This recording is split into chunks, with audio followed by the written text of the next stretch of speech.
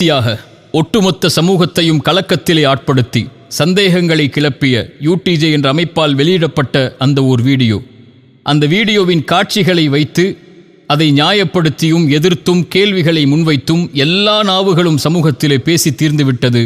இறைவனால் பாதுகாக்கப்பட்டவர்களை தவிர என் தரப்பின் கேள்விகளையும் நியாயங்களையும் என் அவமானங்களையும் இதுவரை என் இறைவனிடத்தில் மட்டுமே முறையிட்டு வந்த நான் என் பொறுப்பை உணர்ந்து நடந்தவற்றை இறை சாட்சிகளோடு பட்டியலிடுகின்றேன். கடந்த ஆகஸ்ட் 8ஆம் தேதி நான் திருச்சிக்கு நண்பராக கருதிய ஒருவருக்கு நான் செய்த பண உதவியை திருப்பி பெறுவதற்காக வந்த நேரத்தில் அந்த நண்பனையே எனக்கு துரோகியாக மாற்றி அவரோடு சேர்ந்து சதி செய்து என்னை கடத்தியது யார்? 4 வாகனங்களை கொண்டு என் வாகனத்தை தடுத்து நிறுத்தி ஓட்டுநரை அடித்து காருக்குள் ரவுடிகளைப் போல் ஏறி என் மொபைலை என்னிடமிருந்து பறித்து ஒரு கட்டுமான பணி நடக்கும் இடத்திற்கு என்னை வலுக்கட்டாயமாக கடத்தி சென்றது யார்? மார்க்க ஜமாஅத் என்று சொல்லும் நீங்கள் என்னை பாதிக்கப்பட்டவர்களுக்கு நீதி பெற அழைத்துச் செல்கிறோம் என்று அழைத்துச் சென்ற இடம் பள்ளிவாசலா, அல்லது உங்கள் ஜமாஅத்தின் தலைமையகமா, அல்லது கட்ட பஞ்சாயத்து செய்யும் முழுமை பெறாத கட்டிடப்பணி நடக்கும் ஒரு வீடா? இதுதான் நீதியை பெற்றுத்தரும் உங்களுடைய இடமா? என்னை ஒரு அறையில் அடைத்து ஜமாஅத் என்ற பெயரில் 10 சிறுவர்களையும் வாலிபர்களையும் பயன்படுத்தி கட்டுமான ஆயுதங்களையும் கத்திகளையும் கொண்டு இந்த இடத்திலிருந்து நகர்ந்தால் உன் உயிருக்கே உத்தரவாதம் இல்லை என்று மிரட்டி என் மொபைலை, என் உடைமைகளை பறித்தது யார்? நான் கடத்தப்பட்டதின் மனைவிக்கு தகவல் தெரிந்ததும் காவல்துறைக்கு அவர்கள் அறிவித்து விட்டார்கள் என்பதை அறிந்தவுடன் பயந்து வந்து UNTJவின் தலைவர் ரஃபி அவர்களே, என் முன்னால் வந்து என்ன சொன்னீர்கள்? லீகலா போறியோ, காவல்துறைக்கே தகவல் கொடுத்துட்டியோ, நாங்க எவ்வளவு பெரிய ஜமாஅத் தெரியுமா இந்த ஊர்ல, காவல்துறை எங்களுக்கு வந்தால் சல்யூட் அடிக்கும், அவங்க வர்றதுக்குள்ள உன் கதியை என்ன ஆக்குறோன்னு பார் என்ன மிரட்டி என்னை தாக்குதலுக்கு உள்ளாக்கியது யார்? கட்ட பஞ்சாயத்து செய்ய உங்களின் நபர்கள் நீங்கள் கடத்தி சென்ற இடத்திற்கு வருகை தருவதற்கு முன்னால் காவல்துறைக்கு நீங்கள் கடத்திய சம்பவம் தெரிந்துவிட்டது, மாட்டி விடுவோம் என்ற பயத்தில் என் முன்னதாகவே வந்து தானாகவே 100க்கு கால் செய்வதைப் போல் கால் செய்து இங்கு பிரச்சனை நடக்கிறது, இவரை அழைத்துச் சென்று விடுங்கள், நாங்கள் பாதுகாத்து இந்த பிரச்சனையிலிருந்து ஒப்படைக்கிறோம் என்று ஒரு நாடகத்தை அரங்கேற்றினீர்களே, மறந்து விட்டீர்களா? 100க்கு தகவல் தெரிவித்ததால் ஒரு போலீஸ் வந்தவுடன் நீங்கள் நடத்திய நாடகத்தை தான் அந்த வீடியோவில் இந்த உலகம் பார்த்தது. அதற்கு முன்னால் நீங்கள் நடத்திய தாக்குதலை, தடுத்த அடிப்படை உரிமைகளை, மிரட்டிய இரையச்சமற்ற வார்த்தைகளை வீடியோ எடுத்தீர்களே, அதையும் வெளியிட்டிருக்கலாமே. கட்ட பஞ்சாயத்து செய்யும் உங்களுடைய காட்சிகள் வெளிவந்துவிடும் என்ற பயமா? இவர் எனக்கு 12 ஆண்டுகால நண்பர், UNTJவின் பேச்சாளர் என்று பொய் சொன்னீர்களே. இத்தனை வருடங்களில் ஒரு 5-10 நிமிடம் நீங்கள் என்னோடு உரையாடி இருப்பீர்களா? 1 அல்லது 2 முறை என்னை சந்தித்திருப்பீர்களா? இதுவரை உங்கள் அமைப்பு நடத்திய 2 நிகழ்ச்சிகளில் தான் நான் கலந்து கொண்டிருக்கிறேன். உங்கள் மக்கள் பலத்தை TNDJவிலிருந்து நீங்கள் வெளிவந்ததற்கு பிறகு வெறும் கூட்டத்தை நிரூபிப்பதற்காக என்னை பகடைக்காயாய் பயன்படுத்திய அந்த அநாகரிகத்தை உங்கள் தெரு ஊர்வாசிகளிடம் கேட்டு தெரிந்து கொள்வோமா? அந்த வீடியோவிலும் இன்று வரையிலும் இத்தனை அவதூறுகளையும் என் தரப்பின் நியாயங்கள் எதுவும் தெரியாமல் பேசிய அத்தனை நாவுகளின் வஞ்சகத்தையும் ஏன் பொறுமையோடு கையாண்டேன் தெரியுமா? ஒரு நாள் நீங்களே உங்களுக்கு எதிராக சாட்சி சொல்லக்கூடிய நாள் வரும். பொய்களை ஆதாரமாக கொண்டு வருவீர்கள் எனக்கு முன்னால். அதை முறியடிக்க இறைவன் என்னோடு இருந்து ஒரு நாளை ஏற்படுத்துவான் என்பதற்காக மட்டும்தான் அந்த நிலையில் நான் பொறுமையை கையாண்டேன். அந்த வீடியோவில் நீங்கள் எனக்கு முன்வைத்த அவதூறான குற்றச்சாட்டுகள், 1 கோடி ஹவாலா பணம், மாற்ற வந்தவரை பிடித்து விட்டோம், காவல்துறை உங்களுக்கே தகவல் கொடுத்தது இது நடப்பதை, நான் மாற்ற வந்த 1 கோடி ஹவாலா பணம் யாருடையது, எங்குடையது, யாரின் பணம் அது, அவரின் பெயர் என்ன, காவல்துறை உங்களுக்கு தகவல் கொடுத்தது என்று சொன்னீர்களே, காவல்துறை உங்களுக்கு தகவல் கொடுக்க நீங்க என்ன அரசு அதிகாரிகளா? அல்லது சம்பந்தமான விசாரணை எங்கே, வழக்கு எங்கே? 15 காவல் அதிகாரிகள் உங்கள் பள்ளிவாசலை சுற்றி இருந்தார்கள் இதை அறிந்தவுடன் என்று சொன்ன நீங்கள், 100க்கு நீங்கள் தகவல் கொடுத்தவுடன் ஏன் ஒரே ஒரு காவல் அதிகாரி மட்டும் வந்தார்? ஒரு குற்றவாளியை அப்படித்தான் பாதுகாத்து பைக்கில் அழைத்துச் செல்வார்களா? இல்லை என்றால் உங்கள் ரவுடி இந்த அராஜக போக்கிலிருந்து என்னை பாதுகாப்பதற்காக அவர் அழைத்துச் சென்றாரா? 10 கோடி மோசடி என்று கூச்சலிட்டீர்கள். யார் எனக்கு அந்த 10 கோடி அளித்தவர் என்று கூறினீர்கள்? எந்த அடிப்படையில் அவர் எனக்கு 10 கோடியை கொடுத்தார் என்று குறிப்பிட்டீர்கள்? சரி, அவர் 10 கோடி கொடுத்த கணக்கை அவர் நீதியாக நிரூபிக்கட்டும், உண்மை ஒரு நாள் வெளியே வரும். சரி, அந்த நபர் யார்? உங்கள் இயக்கத்திற்கும் அவருக்கும் என்ன சம்பந்தம்? உங்கள் 10 பேர் கொண்ட வெள்ளை யூனிஃபார்ம் அணியும் உங்கள் ஜமாஅத்திற்கு முதலீடு செய்யக்கூடிய நபர் அவர் இல்லையா? உங்கள் ஜமாஅத்திற்கு எதிராக அமைந்த TNDJ அமைப்பு தெருவாசிகளிடம் சென்று கேட்போமா? உங்களுக்கு முதலீடு செய்து உங்கள் ஜமாஅத்திற்கு வழிகாட்டக்கூடிய தலைவர் அவர்தானே. உங்கள் தலைவருக்கு கட்ட பஞ்சாயத்து செய்து 1ஐ 100 ஆக்கி பணம் வசூல் செய்து கட்ட பஞ்சாயத்து செய்யும் நாடகம் தானே அது. ஏன் அதை மறுக்கிறீர்கள்? நாவு கூசாமல் இரையச்சமின்றி ஒரு பெண்ணை வன்கொடுமை செய்தவன் என்று கூச்சலிட்டீர்களே, எந்த அடிப்படையில்? என் தனிப்பட்ட வாழ்வில் எதில் நீங்கள் பங்கு கொண்டீர்கள்? எந்த அடிப்படையுமின்றி என் வாழ்வை குறித்து கேள்வி கேட்க உங்கள் இயக்கத்தின் சிறுவர்களுக்கும் உங்களுக்கும் தகுதி கொடுத்தவன் எவன்?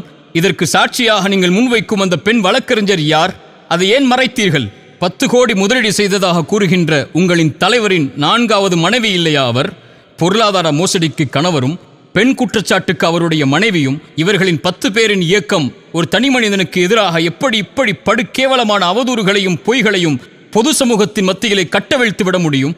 கடத்தல் மற்றும் காணவில்லை புகார் தங்கள் மீது இருப்பதை தெரிந்தவுடன் காவல்துறை தோலுரித்து விடும் என்பதை பயந்து தப்பித்து ஓடி எப்படியாவது பழியை போட்டு பகல் முதல் இரவு வரை பொய் சாட்சிகளை கொண்டு புகார் அளித்து எப்படியாவது இவனை சிறையில் அடைக்க வேண்டும் என்று முயற்சித்தீர்களே, கூச்சலிட்டீர்களே. உங்கள் கூச்சலை பார்த்து, உங்கள் வெள்ளையாடை இயக்கத்தை பார்த்து காவல்துறை அதிகாரிகள் சொன்ன வார்த்தைகளை நான் இங்கே கூறினால் என்ன ஆகும் உங்கள் ஜமாஅத்தின் நிலைமை? என்னை குற்றவாளி என்றீர்கள். அப்படி என்றால் உங்கள் இயக்கம் எந்த தொந்தரவும் கொடுக்க மாட்டோம், இவரின் பாதுகாப்பை உறுதி செய்வோம் என்று தலைதொங்க காவல் நிலையத்தில் நீங்களும் உங்கள் தலைவரும் எழுதி கொடுத்தீர்களே, அந்த நகலை நான் வெளியிட வேண்டுமா? காவல்துறை கைது என்று தலைப்பை வெளியிட்டீர்கள். அப்படி என்றால் என் பாதுகாப்பை உறுதி செய்ய, உங்கள் அராஜக போக்கிலிருந்து என்னை பாதுகாக்க என்னுடைய அறை வரை காவல்துறை வாகனங்கள் என்னை பாதுகாக்க வந்தது எதற்கு? துரோகத்தை கொண்டு என்னை வீழ்த்த நினைத்தீர்கள், கடத்தினீர்கள், தாக்குனீர்கள், ஆயுதத்தை கொண்டு மிரட்டினீர்கள், என் உடைமைகளை பறித்தீர்கள். அன்றாட தேவைக்கு நான் செல்வதை கூட கதவை திறந்து செல் என்று நாவு கூசாமல் அதிகாரம் செய்தீர்கள். 3 மணி நேரம் உணவில்லாமல் சிறுவர்களை கொண்டும் வாலிபர்களை கொண்டும் என்னை தாக்கி ஒரே இடத்தில் உட்கார வைத்தீர்கள். இதுதான் உங்களுடைய இஸ்லாமின் நீதியா? இது குறித்து காவல்துறைக்கு நான் அளித்த புகாரையும் மருத்துவ அறிக்கையையும் காயங்களின் புகைப்படத்தையும் வெளியிட்டால் உங்கள் நண்பன் நாடகம் என்னவாகும் என்று தெரிந்து கொள்வோமா? இங்கு தப்பிக்கலாம் உங்கள் அதிகார பணபலத்தை வைத்து. இறைவனின் நீதிமன்றத்தில் அணுவும் நகர முடியாது. என் தரப்பின் நியாயம் வெளிவராது என்ற குருட்டு நம்பிக்கையில் என்னை பற்றி, என் வியாபாரத்தை பற்றி எந்த அறிவும் இல்லாமல் 1 மணி நேர வீடியோவை வெளியிட்டு அவரிடம் பணம், இவரிடம் பணம், இல்லாத ஸ்கூலுக்கு பணம், ஒரே நிறுவனத்தை வைத்து பல முதலீடு என்ற அடிப்படை ஆதாரமற்று இங்கு தேடினோம் அங்கு தேடினோம், தொடர்பு கொள்ள முடியவில்லை என்று பொய் கூறி உங்கள் ஜமாஅத்தின் முதலீட்டாளரையே வேற ஆள் போல் காட்டி, அவரின் 4வது மனைவியையே குடும்ப வழக்கறிஞராக காட்டி பொய்களை அரங்கேற்றி இருக்கிறீர்களே, இதற்குத்தான் இத்தனை நாட்கள் தேவைப்பட்டதா? அவரிடம் பணம், இவரிடம் பணம், இத்தனை முதலீடு என்று 1 வாரமாக என்ன செய்வதென்று தெரியாமல் என்னோடு தொடர்பில் இருந்த எல்லோருடைய பட்டியலையும் வாங்கி, பணம் திருப்பி கொடுக்கப்பட்டவர்களின் பட்டியலையும், லாபங்களை வாங்கி கொண்டு என்னை விட்டு சென்று விட்டவர்களின் பட்டியலையும், எந்த வியாபார அறிவும் இல்லாமல், உடன்படிக்கைகளை பார்க்காமல், 2 தரப்பின் நியாயங்களை பார்க்காமல் ஒருவர் மீது பொருளாதார பழிபோட ஏன் இவ்வளவு போராடுகிறீர்கள்? சரி, என்னை விமர்சித்தீர்கள். சரி, என்னிடத்திலே உங்களுக்கு 1000 முரண்பாடுகள் இருக்கலாம். இதற்கு எல்லளவும் தொடர்பு இல்லாத ஒரு முசல்மாவாகிய என்னுடைய அன்பிற்குரிய மனைவியை ஹலாலான முறையில் திருமணம் செய்து வாழும் ஒரு பெண்ணை நாவு கூசாமல், நாவுகள் பேச தயங்கும் நரம்பில்லாத வார்த்தைகளை வெட்க உணர்வில்லாமல் நடுத்தரவில் வைத்து ஒரு கண்ணியத்திற்குரிய ஒரு பெண்ணை பேச உங்களுக்கு தகுதி கொடுத்தவன் எவன்? உங்கள் குடும்ப பெண்களுக்கு, பிள்ளைகளுக்கு முன்னால் இதே வார்த்தையை பயன்படுத்துவீர்களா? இப்படித்தான் இறை தூதர் உங்களுக்கு வழிகளை கற்றுக் கொடுத்தார்களா? ஒரு முசல்மாவாகிய ஒரு பெண்ணின் கண்ணியத்தை இறக்குவதற்கு உங்களுக்கு எவர் தகுதி கொடுத்தது? என் வீட்டிற்கு ஆள் அனுப்பி என் தந்தை தாயை மிரட்டி ஒரு ஒப்பந்தத்தில் கையெடுத்திடும் வரை வீட்டை விட்டு வெளியேற மாட்டோம் என்று உங்களின் தலைவரின் 4வது மனைவியையும் அடியாட்களையும் வைத்து வற்புறுத்தி கையெழுத்து ஒன்றை வாங்கிச் சென்றீர்களே, மறந்து விட்டீர்களா? அதை மறைத்துவிட்டு பேசுகிறீர்களா?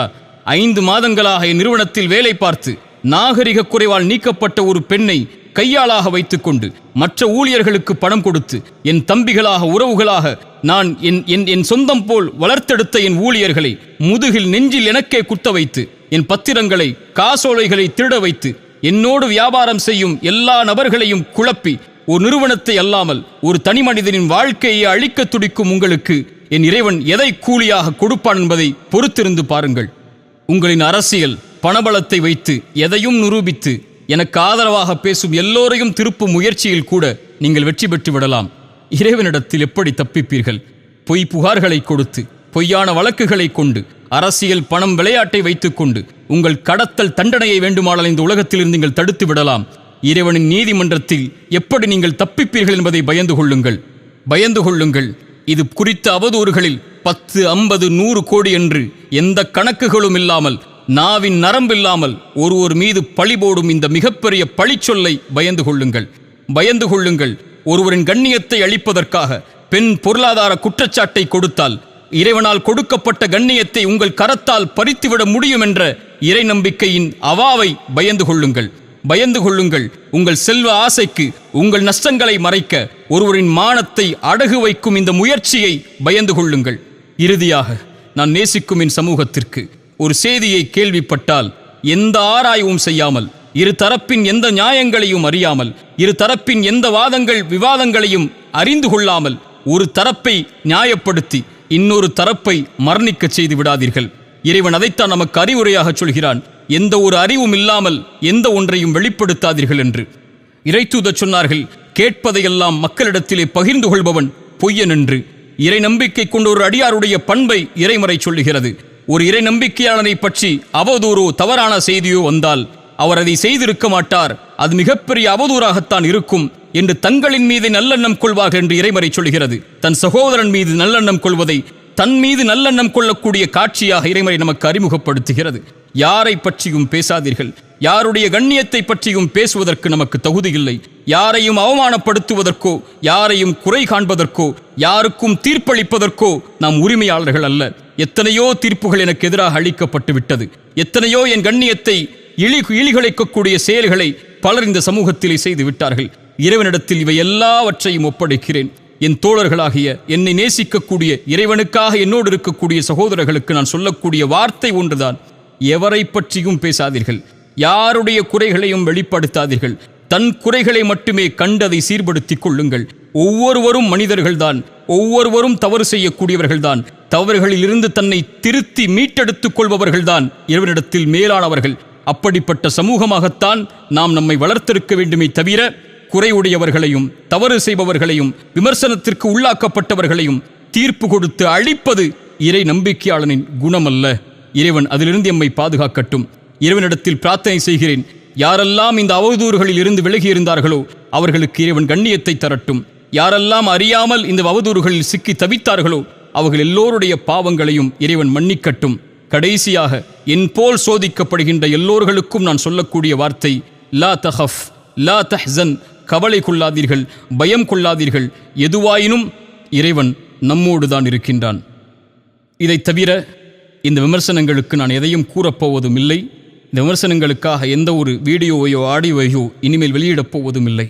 யார் தூற்றினாலும் அதை குறித்து கவலை இல்லை, யார் போற்றினாலும் அதை குறித்தும் கவலை இல்லை. எவரின் அங்கீகாரத்தை கொண்டும் இந்த சமூகத்திற்காக நான் உழைக்கவில்லை, என் இறைவனின் அங்கீகாரத்தை தவிர. இறைத்தூதரின் வார்த்தையை எனக்கே முன்வைக்கிறேன். இறைவா, இந்த ஒட்டுமொத்த சமூகமும் என்னை புறக்கணித்தாலும் நீ என்னோடு இருக்கும் வரை எதை குறித்தும் எனக்கு கவலை இல்லை. மேலும் அபூதர்தாவின் வார்த்தைகளை இந்த சமயத்திலே கூறிக்கொள்கிறேன். ஒருவேளை என் மானத்தை உங்களுக்கு முன்னால் கடன் கொடுக்கிறேன். வறுமையின் நாள் வரும், பேசுங்கள், எதை வேண்டுமானாலும் அது நன்மைகளாக திருப்பி வரும் என்ற நம்பிக்கையில் நான் பயணிக்கிறேன். இதை தவிர எந்த ஒரு ஆடியோவோ வீடியோவோ என் சார்பாக இந்த குழப்பங்களுக்கு வெளியிடப்படவில்லை. வெளியிடப்பட்டதாக சொல்லப்படுகின்ற எத்தனையோ ஆடியோக்கள் இதற்கு முன்னதாக பேசப்பட்டவை. இறைவன் எல்லாவற்றையும் நன்கறிந்தவன். எல்லா பிழைகளையும் இறைவன் மன்னிக்கப் போதுமானவன். எல்லா குறைகளையும் மறைக்கப் போதுமானவன். எல்லோர்களுக்கும் இறைவன் நேர்வழி காட்டி எல்லோர்களுடைய செயல்களையும் இறைவன் அங்கீகரிக்கட்டும். அஸ்ஸலாமு அலைக்கும் வரஹ்மத்துல்லாஹி வபரகாத்துஹு.